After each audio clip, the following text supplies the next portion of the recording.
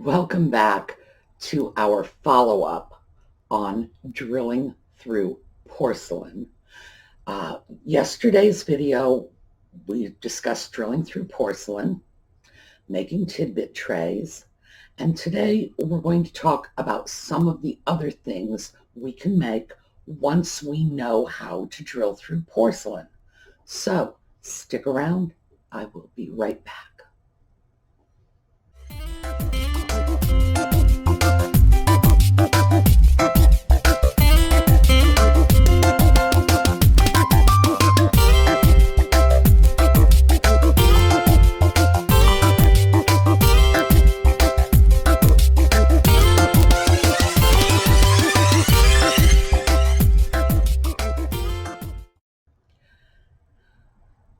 I saw from the comments on yesterday's video that some of you were disappointed that I did not show you the entire process of drilling through a piece of porcelain. I started it, I said, I'm going to drill through and stop the camera, and that's really not the best way to show anybody how to do anything.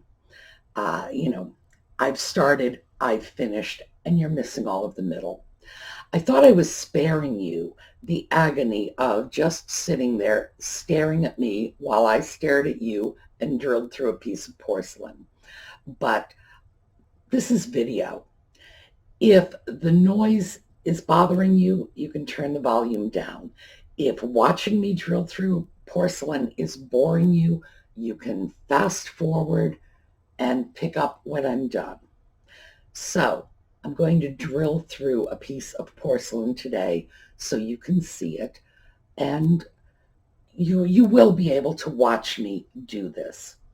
And we're going to talk about other things you can do besides tidbit trays once you know how to drill through porcelain. So the first thing you need is a likely candidate, a piece of porcelain that's going to work for your project. So let me start with this. There's a price tag on it. I did not pay that. That's a $2.50 price tag. I got this at Goodwill in a stack of plates because I wanted something else in the stack, and I think it was probably the very pretty lusterware plates I have over in the corner there. This, however, let me see if I can find the top of this. There we go. This is probably the top. This is a piece that would make a great kitchen clock. Same with this one. Beautiful fruit design. This would be wonderful for a kitchen clock. You drill your hole through the center. You get your purchased clock mechanism. I usually buy mine at Michael's, mostly because I can go in, give them the money, go out with it. You can find clock mechanisms for this sort of thing all over the place. You can get them very inexpensively on eBay. And then all you need to do is drill a hole through the center of your plate. I'm thinking we will put this right at the top. Drill through, and the clock mechanism will mount on the back. It has a hanging hole. It operates with a battery. There's a little rod that comes through your hole, and you place the hands on it, goes around, and if you want, you can put little clock numbers around it. Most of us are pretty good at telling time and don't necessarily need those little clock numbers, but it's certainly something you can do. This piece is not really good for a clock with numbers because of the fruit around the perimeter. This one, however, would be, because it has this nice blue band, and you could very easily put your numbers around the band. If you are going to do that, I seem to recall that these clock mechanisms come with templates for aligning your numbers, and usually come with little stick-on vinyl or paper numbers. If they don't, remember that the numbers on a clock are 30 degrees apart. So if you go to the dollar store and get yourself just a child's protractor, that's that little semicircular piece of clear plastic with the numbers on it, measure out 30 degrees, that's where you're placing your numbers. Very easy. The most difficult part about doing this, in my opinion, is figuring out where the top is. And I'm going to say that right here is the top. Once you've established that, you're in business. Clocks are, first of all, they're wonderful gifts.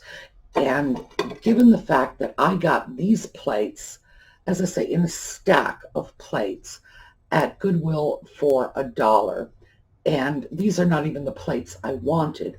These are plates that are destined to go back to Goodwill as a donation because I took out what I wanted from the pile. Wonderful gifts. The clock mechanism usually runs in the range of $10 to $15. Plate, I think I got a half a dozen plates in that pile for $1, so the plates were just pennies. Great gifts. Something to consider. And it's the same principle. You simply drill your hole in the middle of the plate. We've already discussed how to create the template. Go old school, especially on a plate like this that has a scalloped edging. Just trace around it, fold it in half again. There's your center point. Very, very easy. What else can you do with this, though? I've gotten comments from people who have said, I want to turn something, whatever, into a lamp. How do I do it? So let's talk about that. This is a gravy boat. The tail is a giraffe. The elephant, I guess, well, actually, it might not even be gravy. I don't pour gravy. I use a ladle. Maybe it's a cream pitcher. Well, it's some kind of pitcher. It's definitely not a lamp, and that's the important part. This is terrific. It's got a little pelican and zebra, and we've got the giraffe, we've got the elephant. A piece like this, even though it has no resemblance to a lamp as it is, would make a wonderful lamp for a child's room, for a nursery. And I don't know, I might just do that. We would drill our hole in the bottom. Now, this is not round, and we are going to have a very tricky time determining where the center is on this. So on a piece like this, I would simply take a tape measure, voila, measure across, and I'm coming to about 3 3/4 of an inch. So I would mark at 1 7/8 of an inch. Right across here, I draw a nice big fat line. And then I would come over here, and we're looking at 2 1/2. So I would draw a cross line at 1 1/4. The intersection would be my center point, roughly. And fortunately, in a piece like this, the exact center is not going to be all that important. Once we get our hole drilled through, we take our lamp rod. This one is fully threaded. It's threaded all the entire length.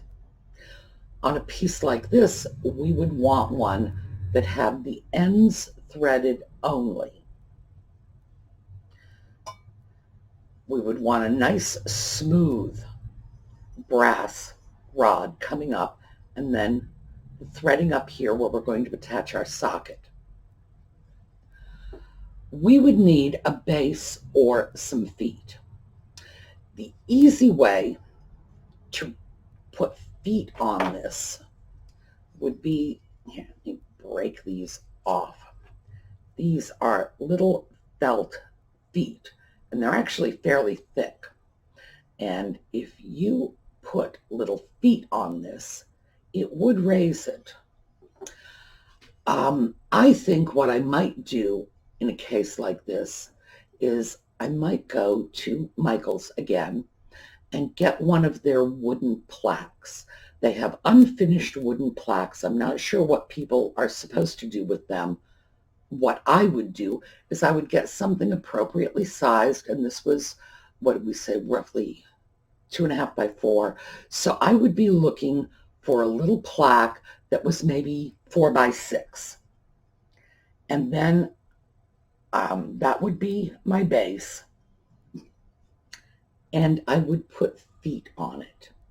Now, feet are very, very easy. Little tiny wooden blocks. You can even get little round wooden balls that have the ends shaved off. Those would be perfect feet. Pop some feet on it. The reason for this is when this rod goes through that central hole on the underside, it's going to have a nut, it's going to have a washer. The wire is going to go through the top, and it's going to have to come out this end. So you need enough clearance for the nut and the washer, plus a reasonable amount of space for the wire. Now this is my Dremel wire, so it's going to be thicker than a lamp wire. But what are we looking at here? Okay, we are looking at approximately 1/4 of an inch. So I'm figuring a lamp wire is probably going to need about 1/8 of an inch. But you can't bend it too tightly. Remember, when it comes out, it's going to be coming out of our metal pipe, and you don't want it slamming up against the metal pipe, wearing the insulation off by rubbing against the metal. So you want a little breathing room. So I'm thinking between the nut and the washer and the lamp cord, we're probably going to want something close to 1/2 inch. When we put our little base on it, that means our feet are going to need to be at least 1/2 inch tall. And that's going to give us the room for the nut, the washer, and then that cord, so it can bend gently and not just get, torn up against the base. This would make a great little lamp. Perfectly doable. A piece like this is a little different. As you can see, the first problem we would run into with this is the top. The top is rectangular. Ordinarily, when you use a vase to make a lamp, you're going to put a vase cap on the top. And that is our little disc, usually brass, and it's usually got a little bit of routing in it so that it's decorative. Those are round. They are not rectangular. With a piece like this, and this fortunately is a Japanese piece, the base would be a very easy matter. I would get a netsuke stand. It's a little wooden stand, and the Japanese use them to hold netsuke's little carved figures, and you can get them in rectangular shapes. I would not need to get it in the exact shape because it's a stand and it's designed to have a little bit of space around the edges. So I would get something, maybe this is about 1.5 inches by 2.5 inches. So I would probably look for maybe a 2 inch by 3 inch netsuke stand. They have beautiful little curved legs that would sit on the top. That would give me the space I need for my nut, my washer, and my lamp cord to come through. We still have the problem of no vase cap. In this case, what I would do is I would get a piece of thin molding. You can get this at Home Depot or Lowe's or any major lumber yard. Instead of getting wood, I would probably get plastic because a lot of the decorative moldings come in plastic these days. I would get a piece of lattice, strip lattice. It's about 1/8 of an inch thick, and they come in long. Usually they come in about 6-foot lengths. We would only need a couple of inches. And I would simply cut it down to size. And because there is a very pretty gold band around the top, I would just spray it gold and drill through the top, drill through the bottom. I'd have to drill through the bottom of my Netsuke stand. I would use a different drill bit for that because that would be drilling through wood. But my porcelain bit through here, and probably my wood drill bit through the plastic top. It's doable.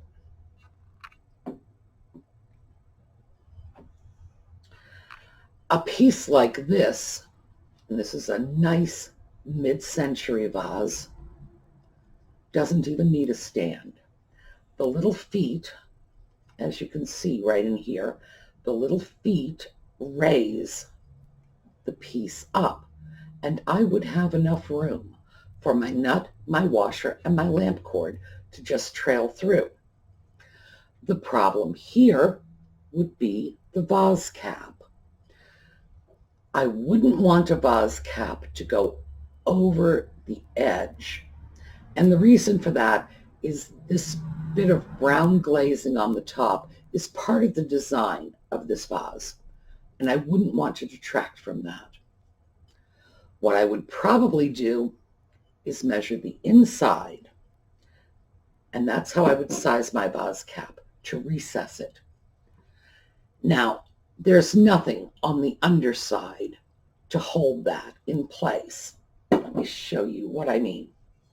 A vase like this, I can recess a vase cap in here very easily because you notice the top sort of slopes inward, and that means if I get a vase cap maybe 1/2 inch smaller than the opening here, it will drop down, recess in, and the vase itself will hold the bottom in place.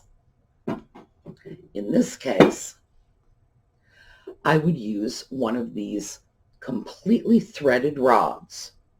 When it would go in, I would put a nut and a washer just under the level at which I want the vase cap to rest. So the vase cap would be resting on the nut and washer on the rod. Nut, washer, vase cap. Drop it down. Wouldn't have to be much, maybe just 1/8 of an inch below the top. And then washers, but washers and nuts, but these would be decorative. And I've shown you these before when we've been making lamps. They just screw on just like a nut, but they are tooled, and so they're decorative. And then I would just build up with my little nuts until I hit the point at which I wanted to attach my socket. And that way you would not be seeing this threading, which is not very attractive.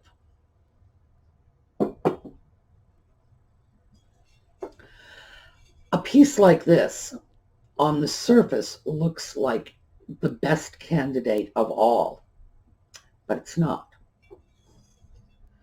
Yes, we would be able to recess a vase cap. That would be great.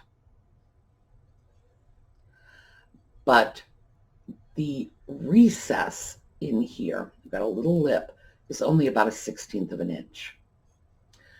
So in order to get our, remember, rod, washer, nut, cord, we need 1/2 inch that we don't have. And this is not going to look very stylish if we put this on one of our traditional Asian lamp bases. It's probably not going to look great on any kind of base at all. In a situation like this, we would want a plain disc, some kind of wood. We would want to give it a very neutral finish, and we would want to put feet on it.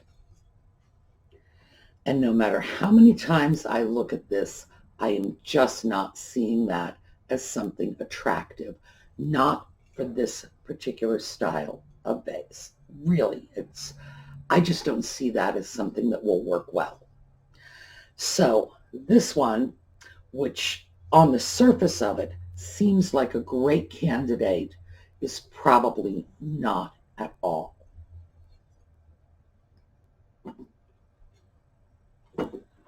Now this is a lamp that has actually given me some trouble.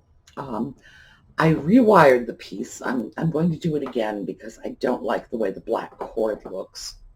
I was able to keep the original socket, which was important to me because it's old, it's got some age to it, it's got a nice patina. Let me show you what the problem is. I'm going to put it on its side so you can see. Notice how it's listing to the side. There is no rod like this in here. See, nothing. Loose. There's a little hole. What there is a little nipple, a small piece of rod, maybe an inch long. There is a nut and a washer right about here. They are held up against the top here. You see there's a little lip there. They're held up against the top by the socket. So when I was wiring this, I had to hold it upside down, let that little nipple fall out, screw the socket. It was interesting, but I managed to do it. Meantime, I've still got the problem of this lamp getting cocked to one side. And I thought about it and said, well, how am I going to straighten this out? The parts inside are not crooked. It's just the way the lamp was made. I don't know if that was on purpose or by accident, but it's just listing forward a little. And it wasn't until I started dealing with the Tidbit tray that you saw yesterday that I realized the easiest way to deal with this is not to worry about that at all, but to straighten it out from the bottom. And what I'm going to do with this is I'm going to put some small feet, little felt feet. Where do we have them? Some tiny ones here. Little felt feet here. And that will be on this inner portion, not on the raised lip. And then over here, I'm going to put a felt foot on the front. That will raise the piece. And by raising the front, I'm going to get it back in line. Now, this is the same material the little felt feet are made from. And it comes in strips like this. Or if I wanted to, I could just take one of these felt feet and cut it. But I am going to cut a little custom piece to go around this edge. And that's how I'm going to resolve that. So, all problems are solvable. I think, of course, this one is probably not. And it's because of that base issue. If this base is thick enough, I can drill into it and drill the hole wide enough to let the lamp cord come out. And possibly with little felt feet, I can raise it enough so that the cord will clear the bottom. But that's about the only way I could resolve that one. So, thought you might be interested in some of those points, because I know a lot of you want to turn different things into lamps. I should also mention that you can get rods like this that they're brass, they're not fully threaded. They come up, there's a bend in them, and it just goes up at an angle and then goes straight up again. You can take a rod like that, mount it on a stand behind your figurine. They're called figurine rods, actually. You mount it on a stand behind your figurine, comes up, and then your shade is directly over your figurine. That is another way to use something to make a lamp that is just not cooperating with our lamp designs. So, a couple of other things. Tidbit tray hardware. Got a lot of questions about this. I got this on eBay. I bought a set of 10.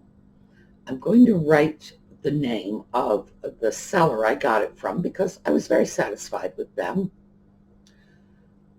This is a sort of antique brass color.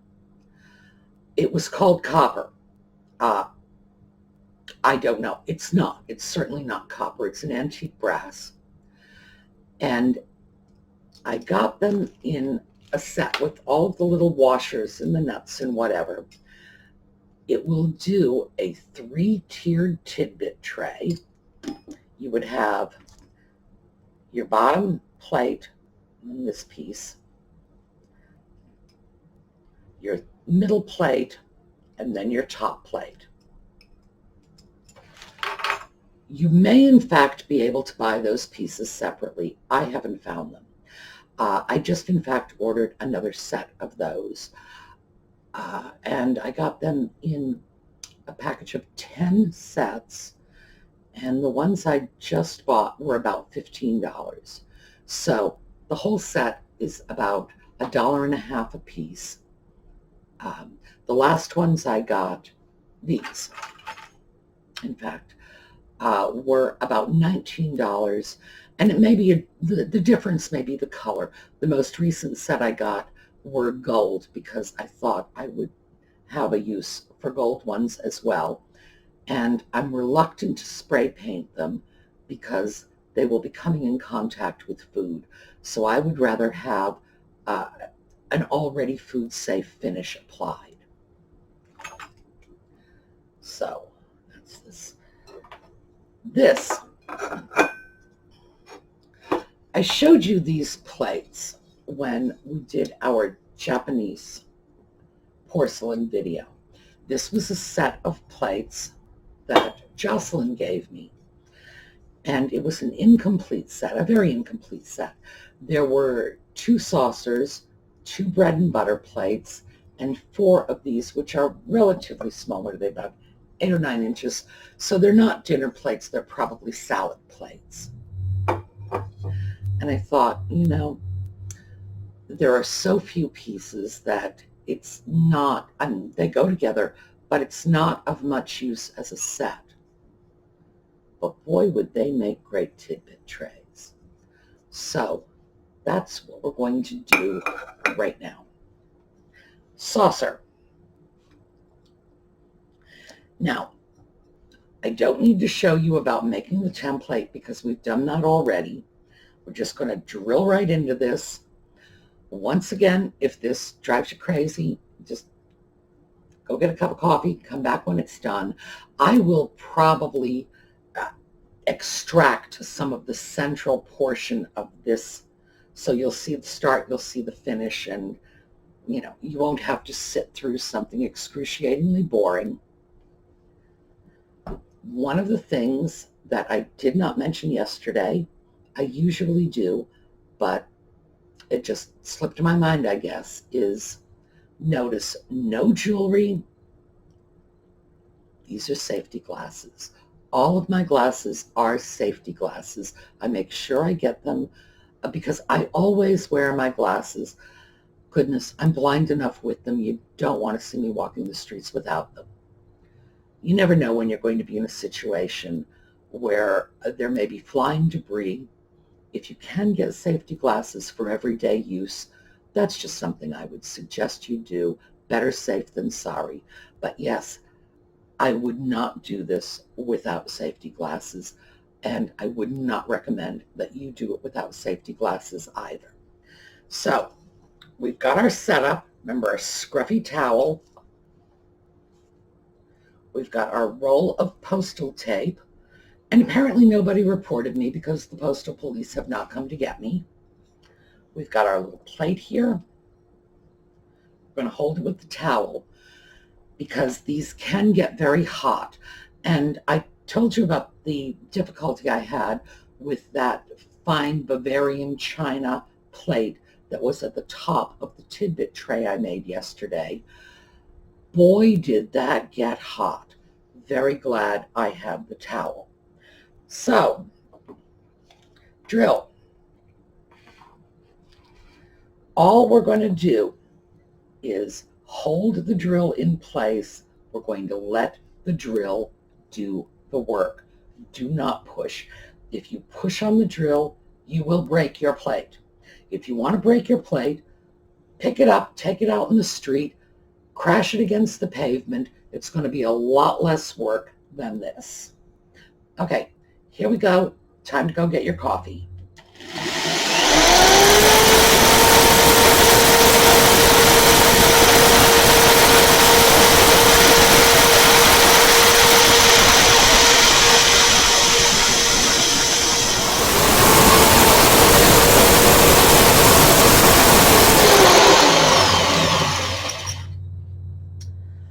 Okay, well, I cut out the long, boring middle bit.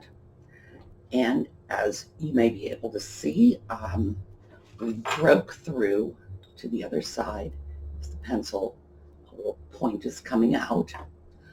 Now all we have to do is continue to drill until we expand the hole enough to accommodate this little screw tip.